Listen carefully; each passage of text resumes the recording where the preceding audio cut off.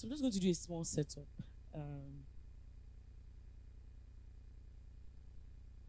this is a conference that is for young people or for people that identify as young, right? And the conference is set up to make sure that you ignite that fire within you. Some of us have knowledge of our purpose, some of us do not, right? But the people that do and have been able to share with us their stories today, they have been able to do this because they've taken their purpose as a mission, as a burden, and they've decided to run with it. So the topic of this panel session is seizing or taking, and he used the word lambano. I think it was a Latin word, which means to take or to receive the message and run with it, right? So seizing mountains of influence for Jesus, right?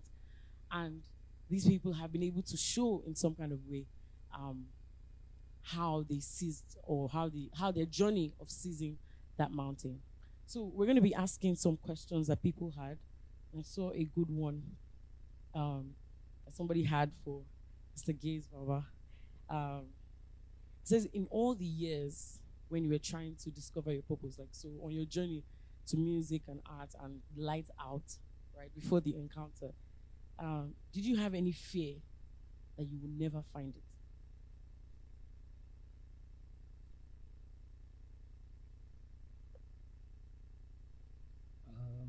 Okay, to be honest, I wasn't looking for it. Right, I wasn't. So it wasn't like I was moving, looking for my purpose.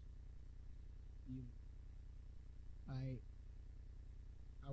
So like, I believe like the question is from when I started out in music to Yes. the moment that I'm talking about in 2017. Yes. Right, I wasn't looking. I was in music. I knew that I wasn't called in 2017. I was called from when I started, Yes. right? When I explain my call, I explain it as a Nehemiah call, not a Jeremiah call. A Jeremiah call is that spectacular, God talks to you before you were formed in your mother's womb. I picked you, I chose you.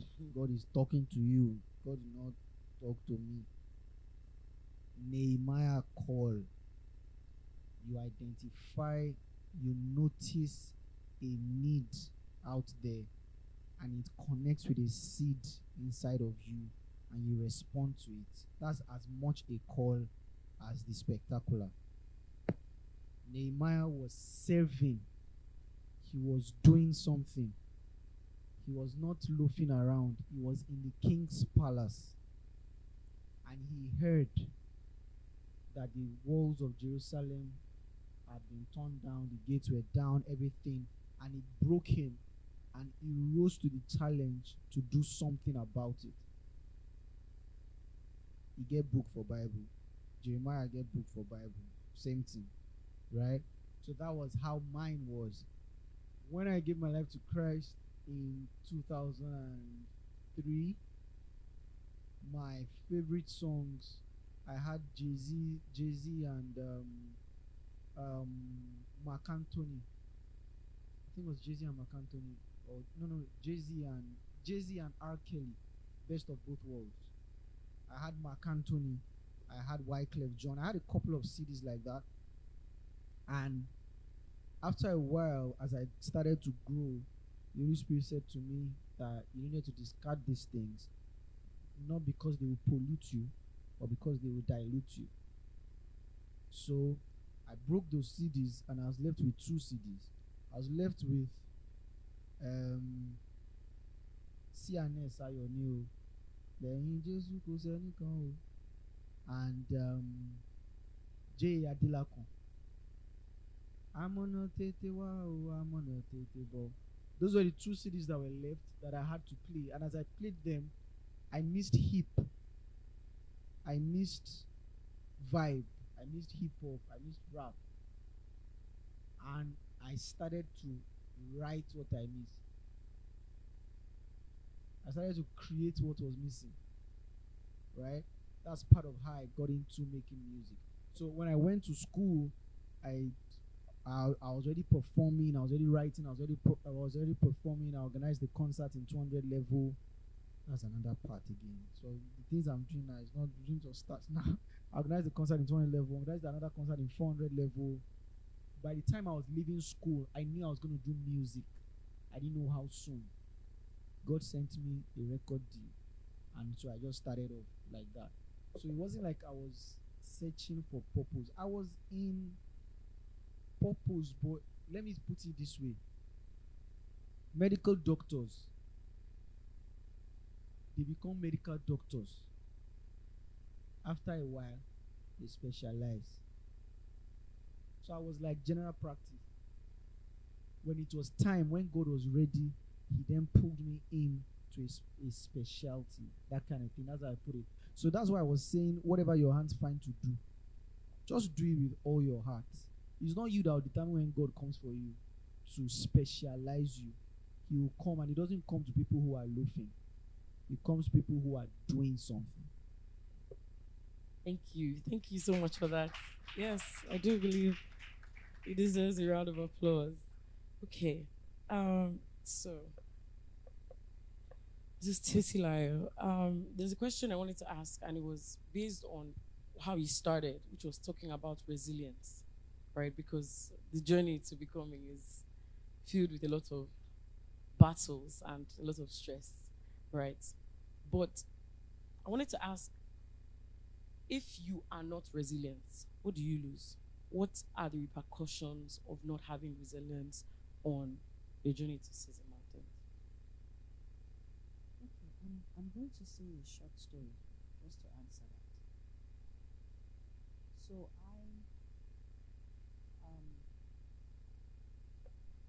hello? Okay. Resilience. When I was um, 24, I was in school. Um, and at that time, we had this syndrome of traveling, just getting out. So it's not today that we have Japa. We always had this. And this was the period that Abacha was the head of state. So Unilag was, and a lot of other schools where there was this long stay at home. And of course, the movement then was to leave the country. So at that time, South Africa had just gotten their, you find this story very interesting. They had just gotten their independence. So a few booklets, a few passports booklets found their way into Lagos. And I happened to have one of them. It was sold to me. Just so you know that when you see us sitting down and looking all dandy, I want not to jagoro. So they sold me this passport, and I had been hearing messages, even though we didn't have social media, but I've been hearing messages that when you just get there, just raise up your hand and say you are seeking asylum. So I got a booklet, put my name, stupid. You have a South Africa, but you're putting Nigerian name on it. And you're speaking Nigerian, you're not speaking, the dialects are totally different. But Odito Majekoni. So I went ahead, did what I was tutored to do, but they refused me entry. No, they didn't even grant me the asylum. They refused me entry into the country. However, there was a camp, like a center, like a detaining center, where you would, at that time, because it was still fresh, the place felt like a hotel. Not now. It's like it's totally different kind of fish now. So I was there, they even gave me a lawyer, pro bono, paid by the state. So, long and short, I went through, I was at the detention center for a few months, just trying to determine. I couldn't go in, and I did not want to come back home, right? But that was to confirm the story of Gaise Baba, when God already has a plan for you, somehow, even when you make those mistakes, you sort of just fall in line eventually. So, a few months down the line, we met a lot of friends, mutual friends, but there was another person that I met there who made a very silly mistake. He had been traveling back and forth, from a wealthy home. But he made a stupid mistake to pick up somebody's passport because he couldn't get the visa that he wanted. And he also landed at the detention center. So we got really close and friendly with each other. So we both decided, let's go back home. Let's go and, tuto again and see how it would work. So I came back home. Cut a long story short, I became pregnant. So I became a single mother at age 25. No school, because I had dropped out of school. I was supposed to go to UK and go back to school in my own little mind. And I was supposed to get back on track. But huge deviation.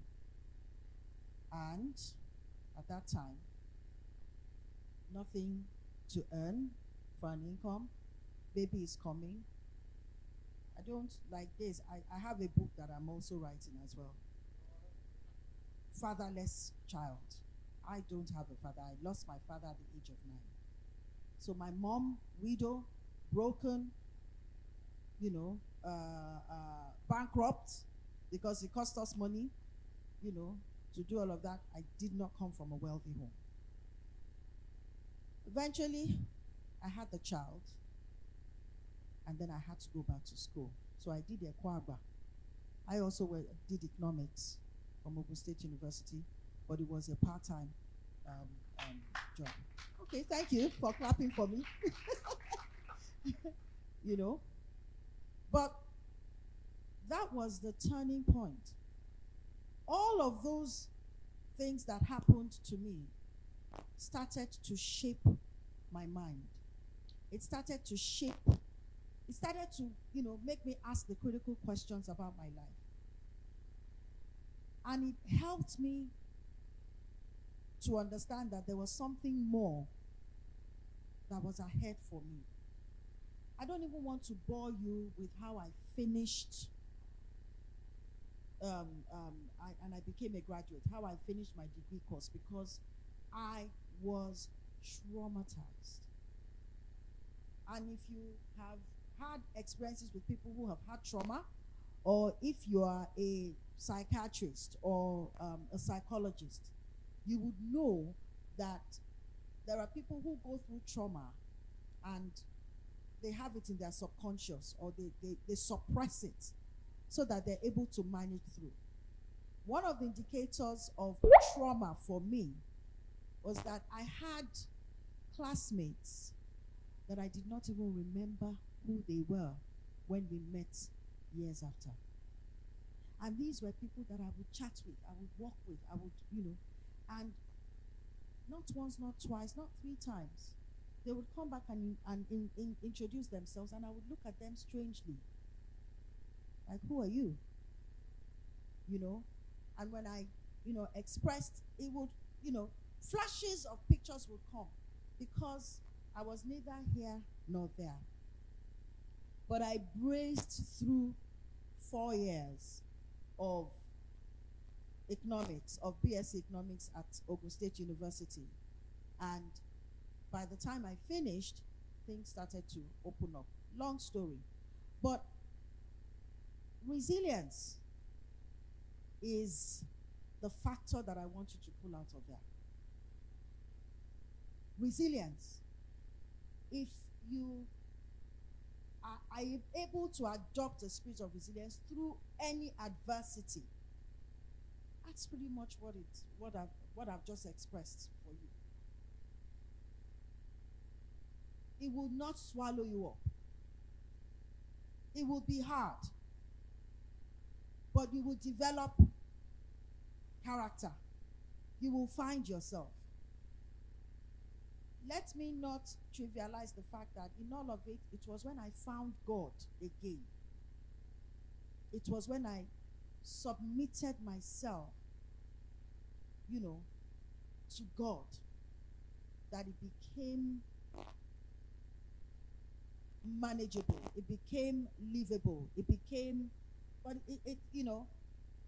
so the act of resilience in itself is your ability to build adaptation, to be able to, mitigate whatever it is that is, coming for you, or any happenstance in your life, and also the ability to adapt yourself to those circumstances so that you're able to surmount it.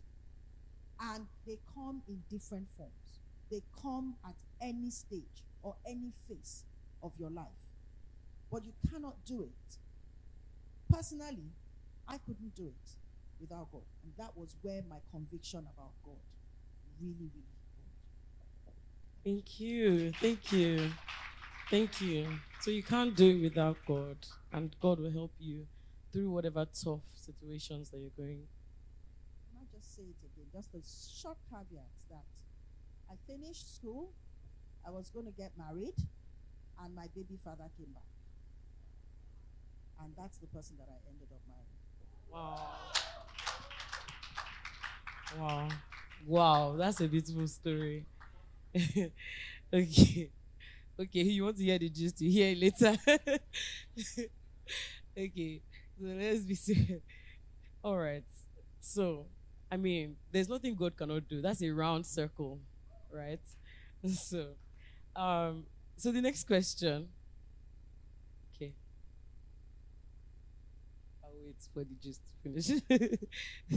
So the next question is for Leko. And I remember when we started today, you told us your story and you told us why we're here today. Right? But somebody specifically wants to know why you targeted this conference at youth and not, why is it not for everyone? Why is it wake up? Why can't we all wake up? All of us that identify as 2-year-olds as well, or all of us that identify as youth. Why isn't the conference for everyone? Why is it targeted at youth? So okay, so I'll just explain. For me, it's not in a bid to cut off a generation, right? It's just with the reality that I'm not sent to everyone, right? And if that wasn't clear, what people call burnout, I'm seated here now and I am fine. I left here this morning at about 2 a.m., 3 a.m. Right? But I can still talk. I can still come in here because there is peace when you are not just following God's instruction, but relying on His strategies, to execute those instructions. What informed the idea of youth, right, was the pain that I had to, go and grow through. And for me, it's the fact that if you can tweak things early, right? I've had many experiences, right? I've had elders who probably would want to ask me questions, and I'm privileged to answer them. But that's for answering them, right? I went through an experience where I felt that I'm 30 now. The only regret I have in my life, which people say is not a regret, but I still insist is a regret, was that I gave my life to Christ at 21. Right? It was from that moment back, from that 21 backward, I did my O-level 6 times. I did JAMB in Shagam and in Ibadan twice. Just 1 and 2. So it wasn't, and if I had seen someone, right, who would have told me at that time that, hey, come, these are truths and things that, you're doing something wrong here, come here, right? Maybe some things would have, a lot of people say, don't worry, it's part of God's plan. I get it, right? But God also is so wise that He works with time. yeah. So I don't have time, right? So the whole idea here is the burning desire that there's a generation of people who are sleeping, right? Has so much. Somebody was asking me, what's the idea around this whole everything here? I can explain it to you, right? It's a generation of people who can become an empire, who can become a nation, who can seize nations for God, right? And they're not even tapping into 0.0001% of what God has given them. So maybe next time, I'm not giving you that guarantee. As Lekon is sitting here, the only instruction that I'm executing right now is this, right? And it's from the idea that I'm not called to everyone. I'm called to a set of people, right? And I have a message to those people, right? And I can't take that message to an audience that God hasn't sent me. They'll send me away, right? So I don't want to be like Jonah. He says, go to Nineveh, go to Nineveh. Do what he asks you to do. So it's basically that. Lovely. Awesome. So you see, the answer to that question is that your purpose takes you to people who you are sent to, right? And you need to be aware who you are sent to, and he's sent to you. Okay. So I mean, this question is the number one question that I wanted to ask as I sat here, and somebody just put it up, right? Which is, and this question is from Mr. Gaise, right? So in the journey of purpose, what is the rule of survival? Like, what the question? So let me I'm making it very complicated, right? When you were chasing, or in this, when you were going through light out your journey, right? What did you use to eat, sir? And how is it? And the person asked it in this way. So let me go back, right? Do you think purpose should be chased, right? When you do not have money, like, so he's saying. Yes, he's saying, how do you marry purpose and survival? Because it's important to eat, right? So, yeah, babe. Even the media know that is a serious issue. How do you marry purpose and survival? I don't think there's a one size fits all. We get the point. I don't think there's a one size fits all. I think it is person specific. It's person specific. It's purpose specific. It is industry specific. There are different factors that will make that there are different factors at play that will make any advice I give you unfair. And I hope you understand what I mean. So if I were sitting before someone and we were having a conversation, I would have the context. Do you understand? I will have that specific context to be able to offer advice or counsel, right? I can share my story. I can share how I survived when I needed to survive, but that's me. You cannot copy and paste the experience. You're gonna have to go through your journey. You're gonna have to go through your journey, which is why I really, really hope that everyone here has a thriving relationship with God, because that's the summary of it. Because he's the one who knows the you that predates time. He's the one who knew you before you were in your mother's womb, because you existed before your mother's womb. Selah. You predate your mother's womb. You existed before you were conceived in your mother's womb. Extremely few people ever connect with that realm of their person. You cannot connect to it without God. So when that privilege that Jeremiah had, when it's like, see, before you were conceived in your mother's womb, I knew you and I chose you to be this. You know, it's not all of us that will have that this specific, but God is not unkind. He will communicate it to you. So I really hope that you have a relationship with Him. You know, so that in your specific journey He'll guide you. He'll make Himself real to you. Your survivor is inside that relationship. So when He says, worry not what you will eat, what you will wear, what you will drive, and all of that, after these things the heathen worry, the heathen chase. But you seek first the kingdom of God. That seek first His will, seek first His heart, seek first what matters to Him, and He will sort you. So He will sort you does not mean you will always be balling. But God no go shame you. You understand? I can see, even as I sit before you, my life is a life of faith. I literally live by faith. Like, it's not, that thing is not scripture to me. It's life. We did Aramanda. That in December, that's the biggest gig we've done yet. It was an almost 30 million project. An almost 30 million project. Last week, my manager and I went to Abuja on Tuesday.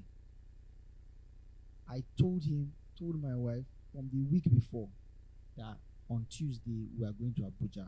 I didn't have Jack. I have learned to abound and to abase. I've learned how to administer 50 million. I've learned how to administer 5K. So I stand before you. I am in the fullness of my essence, whether there's 50 million in my pocket or 2K. I'm in the fullness of my essence. My essence is not, a man is not, how does that scripture say it? Your life does not consist in the abundance of the things that you possess. Your essence must come from within, not from without. The flight tickets that we used to go to Abuja on Tuesday, the money for it came into my hand few minutes to 10 a.m. By 12:10 we were in the plane. That morning I told him, today we will be in Abuja. Money came in at 10. We flew at 12:10. The money that came in was the money to go. Today is Saturday. We came back from Abuja yesterday, landed at about maybe 5 minutes before 12 midnight because Dana happened. The money for coming back came in on Thursday. We did all the meetings we're doing with top people in Abuja. I didn't have the dough to come back, but I'm not moving based on that. So don't think survivor. In fact, that's my answer to the question. Don't think survival, think significance. Think, how do you impact your world? How did Jesus move? Jesus didn't have money in the bank. He moved like wind, and the forces of heaven supplied what he needed per time. When we started Lighthouse, after we did the very first one in KC, and God told me this was not about KC. I just used KC because KC was low-hanging fruit with which I can pull you into this path. You are going to go around secondary schools. He told me that a day before we went to KC. Then I started planning, okay, I want to do 10 schools in 2018. We're going to go to 10 schools. We're going to Then I met this woman that was head of youth something in MTN. I drafted letter, drafted proposal. Do you want to do 10 schools? We are blessing lives. So I've done it in this school. Something. Green Springs had asked me to come and do light out in the school. Watch night service. God starts to speak to me while my pastor is speaking. So it's not what my pastor was saying. It was as my pastor was speaking, the Holy Spirit was, that's how the Holy Spirit works. He's interpreting it for you. The Holy Spirit started telling me, he said, even if you have the money for the 10 schools, you're not going to do the 10 schools the same day. You're not going to do the 10 schools at the same time. You're going to do one school, then do the second school, then do the third school. I've given you access to one school, but you're holding back on that one school because you're looking for money for 10. Go to the one that I've given you and go and do it there. I'm like, yo, that's true. So the first week, I reached out to the principal of Green Springs. I'm like, we're ready, we're going to come. February, we were there. It took 4 months for MTN to finally say they are not doing anything. So I'll have wasted 4 months. By the time I got the confirmation of we are not doing, I've done 3. We are done Green Springs, we are done QC, we are done FSTC. We would not have done those 3 if I sat down waiting for Survivor. Thank you. Thank you so much. Right. It's not about survival, it's about significance. Right. So just think about it. Jot it down. We have Tito. She's going to join us online. Maybe I want to. Okay. Yes, she's online with us, and we have a lot of questions for her. Welcome back. Just say hi to her. Can you say hi? Hi, we can't hear you yet.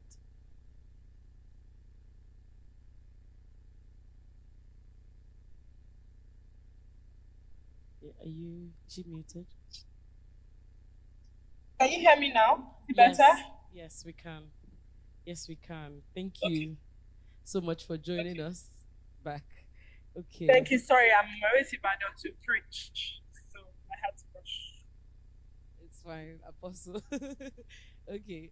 So, somebody has a question for you, and But I cannot hear you. I think You because can't of hear me. the road, but I can't hear you. So if I can't hear a question, can it be typed or something so that I'll be able to yes. answer? If you can hear me, that's fine. If you can type the questions, I'll see the message. Okay. Can you get somebody Really to send it to her? apologize. Okay. Trying to make the best of And then we everything. come back. Okay. But I'll speak louder. If you can hear me, that'll be fine. But if you can't, Yeah, I can strain and hear you now. Yeah. okay, great. Okay, so someone is asking, you emphasize the importance of collaboration Yeah. and partnership. It's fine. Right, it's collaboration and partnership. So what are some tips and practical steps to approach collaborations in the right way? Did you hear?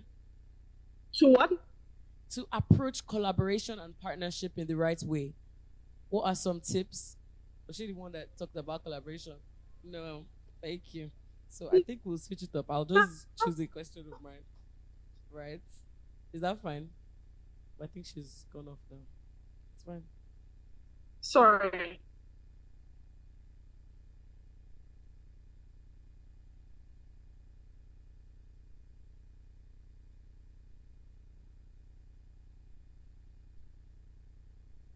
Okay. Yes, we can just send the questions to her. I have some of them.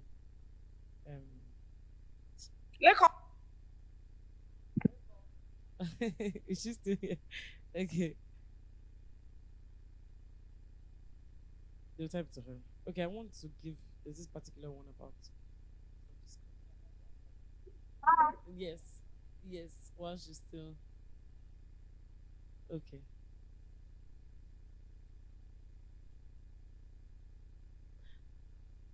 Can you hear me? It's fine if you can't see, if you can hear me. No, it's fine. Can you come and get this question for her, please? Okay, she's good. She said I should go ahead, right? Once she's talking. Oh, okay. Okay, so you said after self-discovery, right? How do you brand yourself such that you don't seem to start to look worldly to church people?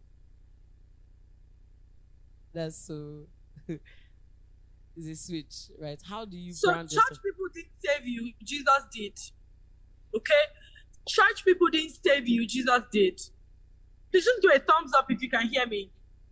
Church people did not save you, Jesus did. Okay? You're not saved, you're not defined by the church, you're defined by God.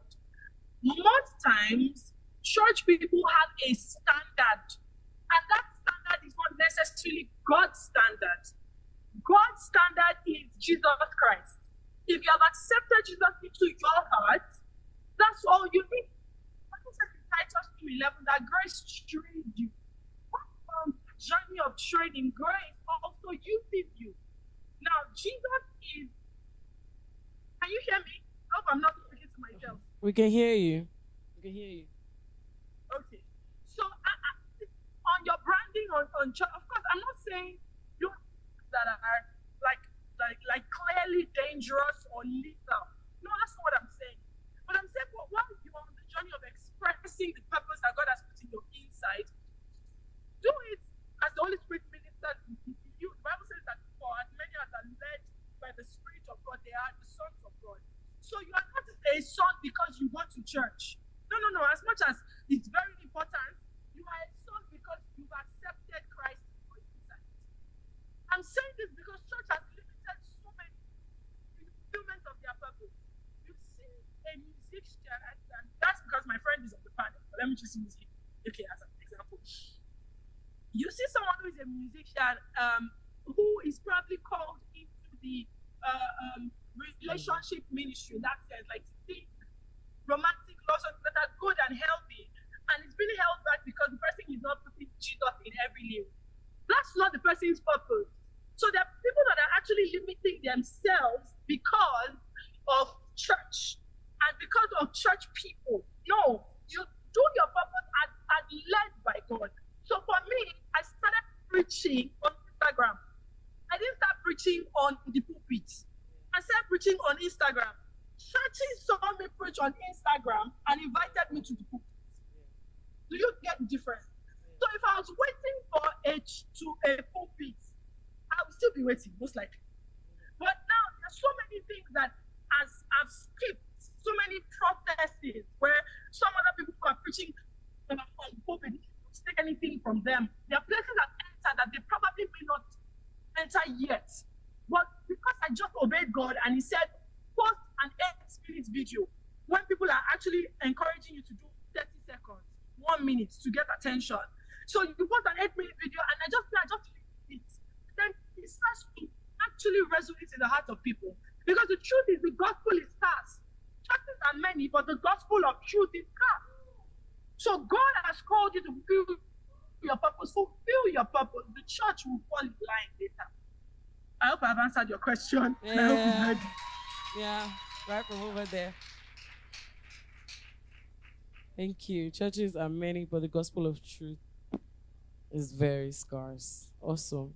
So if you're thinking about branding yourself, you're not really branding yourself, right? Your journey would create your brand, your look, your everything.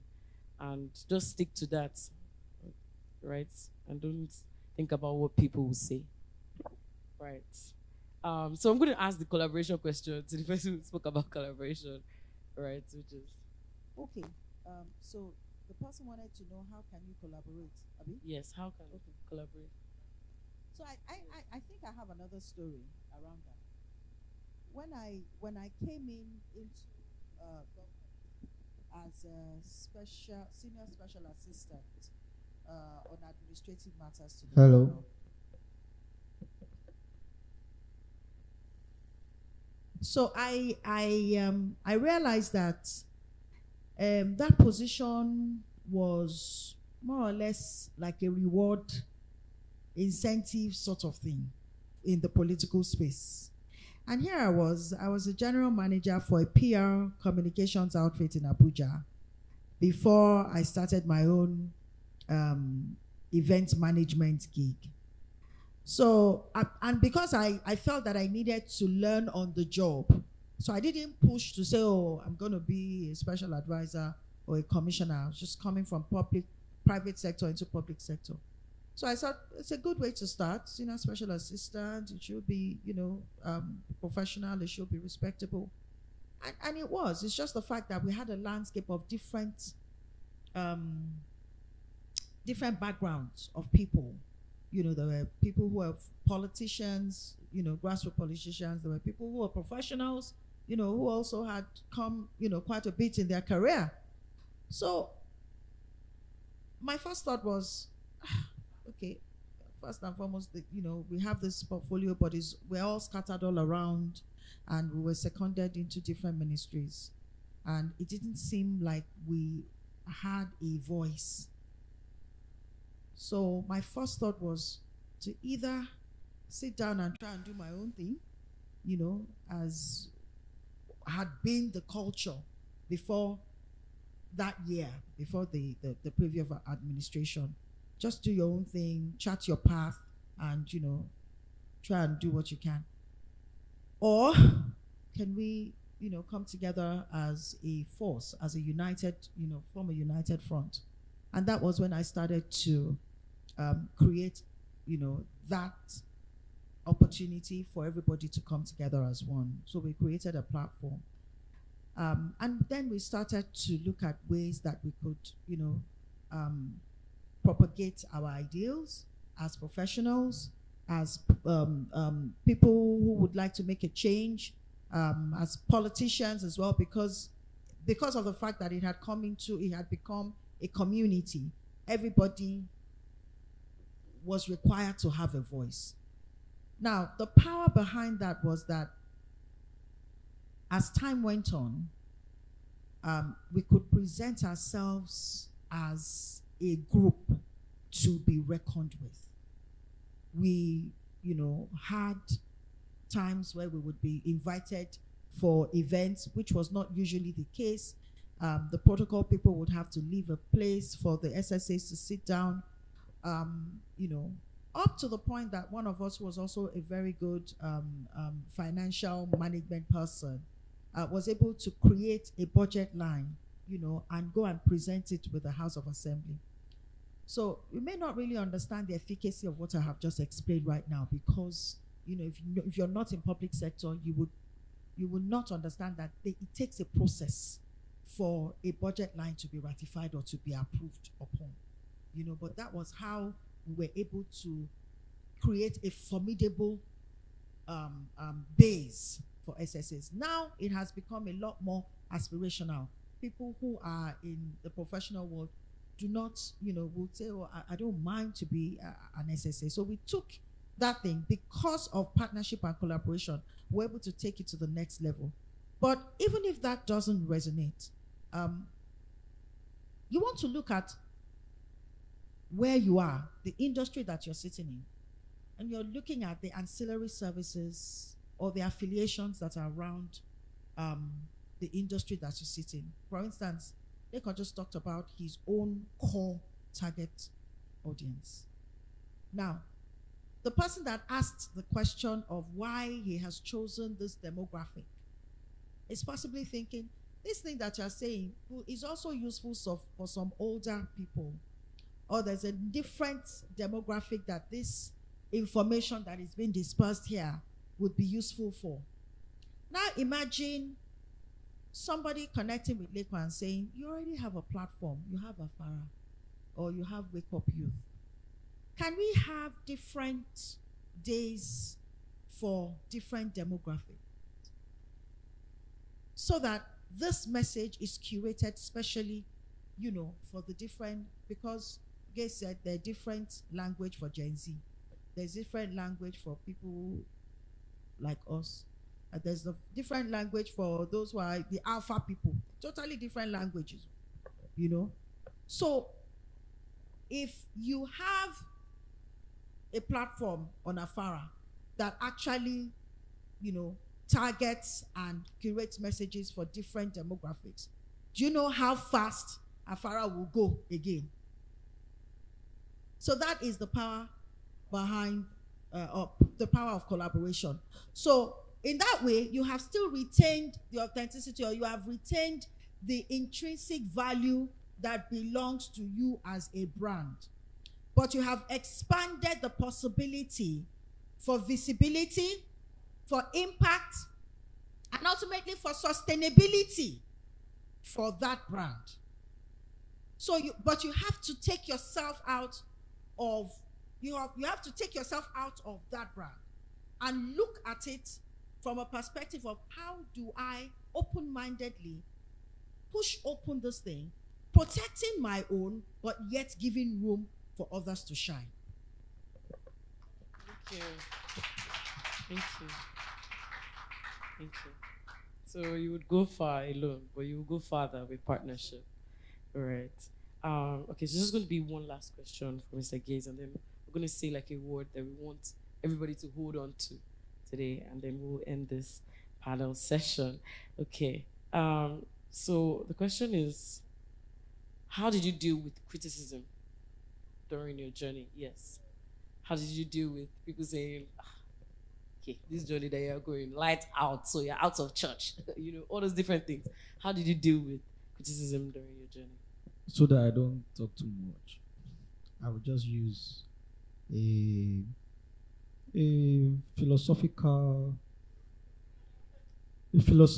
piece by a well-known philosopher who uses music for his philosophy, popularly known as Nice. He says, and I quote, "Nǹkan tó bá wọ anybody ló lè fẹnu wọn sọ, ọmọ ọ̀rọ̀ yẹn ọmọ tí wọ́n ta ọmọ ọmọ àti jẹ́ ọ lọ, ẹ fi wọ́n sílẹ̀ ẹ jẹ́ kó máa sọ lọ, orin yín ni o ẹ máa kọ lọ." So don't let the talkers stop you from doing. Just do it. Okay. So I don't want you to drop the mic. I just want you to give one word, in a sentence. What is one thing that you want someone to go home with from the Wake Up Conference from Gaise Baba? Stay with God, because God no go shame you. Please write it down. That's a tweet, right? Okay, go ahead, Ma. I would say trust the process. Whatever it is that you're going through right now, have faith and trust the process. Everybody has a story to tell. And the beauty of your success is in your process. Stay in your process. I hope you heard that. Beauty of your success is in your process. Go ahead. All right. So yeah, for me, it's plan God whichever way you can do it. Just make sure you plan God into your purpose. And what that means is, I'm just going to give an illustration and I will end. I know you said it's a word, but I don't know how David would have planned to be a king from the wilderness. His dad was not a king. No lineage was a king. I don't know how Saul crawled his way into becoming a king. There are certain plans that God himself, you have no idea where God can take you if you just sincerely just dump your life on his table. Right? And what that means, because when I say dump, we also have church people who just say, I'm going to church, and you just become, just irresponsible. That's not what I'm saying. The dump I'm saying is, as God is instructing you, unapologetically you are executing and moving forward. Right? So plan God into your purpose. You have no idea where he can take you. Plan God into your purpose. You have no idea where it can take you. I just want you to increase the tempo of those round of applause, right? The round of applause. I want you to increase the tempo. Let it be super loud. And thank you. Let's say thank you to our panel session